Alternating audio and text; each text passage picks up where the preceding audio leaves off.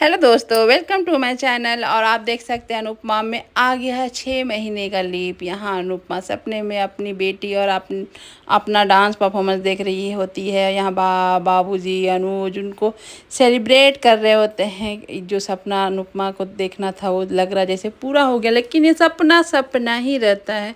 और 6 महीना के बाद जो हुआ है, आप देख सकते हैं अनुपमा का आँख खुलता है और वो अपने बेटी और अनुज को याद करती है और बोलती है हम लोग तो मिलने वाले थे ना अनुज, क्या हुआ, हम लोग मिल नहीं पाए, आप कहाँ हैं, क्या कर रहे हैं, मुझे कुछ पता नहीं चल रहा। और बेटी के बारे में उसको पता है कि वो हॉस्टल में है, वो हॉस्टल चली गई है।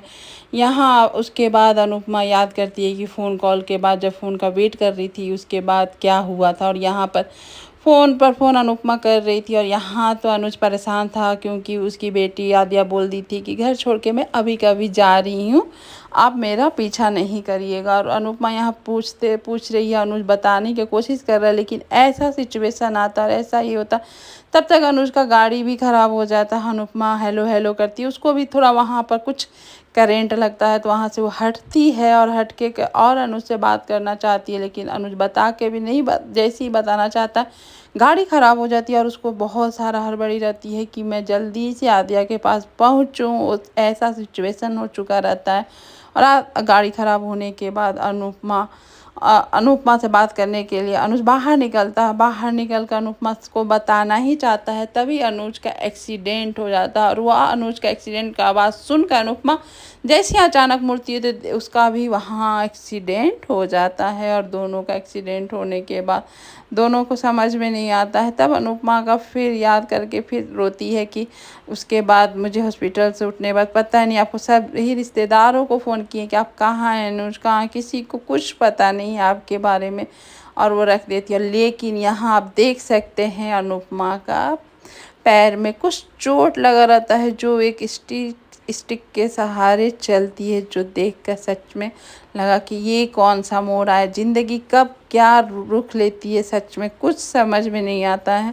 किसी के साथ कुछ भी हो सकता है, वो 6 महीना क्या 6 मिनट में भी हो सकता है। और ये अनुपमा का बहुत बड़ा बदलाव होता है। और यहाँ दिखाया जाता है कि सुबह उठकर जो अपने सूर्य देव को अर्घ देती है, प्रार्थना करती है, उसका शुरुआत 6 महीने के बाद फिर से वही होता है।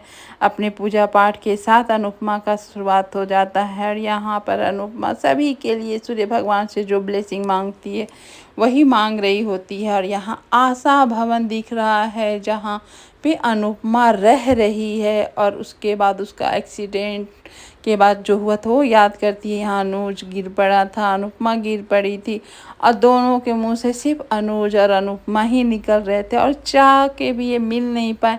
कोई सोचा भी ना होगा कि इतना, जब इन लोग के पास खुशी हो गया, सब कुछ सॉल्व हो गया था, मिलने वाले थे लेकिन मिल ना पाए, ऐसे बिछड़े कि उन लोग को पता नहीं कौन कहाँ है कैसे। और पंडित जी जो राधा कृष्ण की दोनों को अलग अलग लॉकेट दिए थे कि मिलने से एक होंगे, वो अलग ही रह गए, कब मिलेंगे कोई पता नहीं है।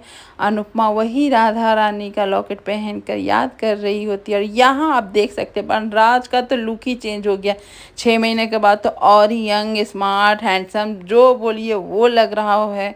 और यहाँ पर बहुत बड़ा बिजनेसमैन भी लग रहा है, एकदम लाइफ स्टाइल चेंज दिख रहा है, सब कुछ चेंज, सब कुछ अपना बिजनेस माइंडेड दिख रहा है उसका। तभी दिखती है वहाँ बनराज के साथ बा यहाँ अपने महंगे जूते बनराज मंगाए हैं उसके बारे में बात करती है, उसके बाल बच्चे के बारे में बात करती है, अपनी बेटी के नातिन मीनू जो डॉक्टर बन गई है वो आ रही है उसके बारे में बात करती है। बनराज का बोलता है मैं ही तो पढ़ाया हूँ रूस से, वो डॉक्टर बन के आ रही है।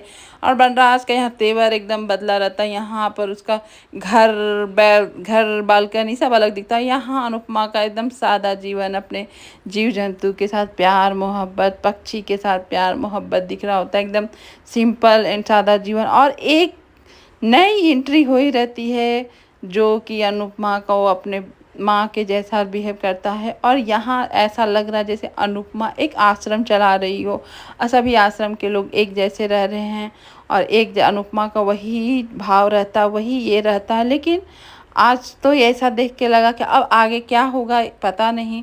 लेकिन अनुपमा जब किस बगल वाले घर को ऐसे देख रही थी समझ में नहीं आया क्या था क्या नहीं, आगे का एपिसोड में पता चलेगा। Thank you.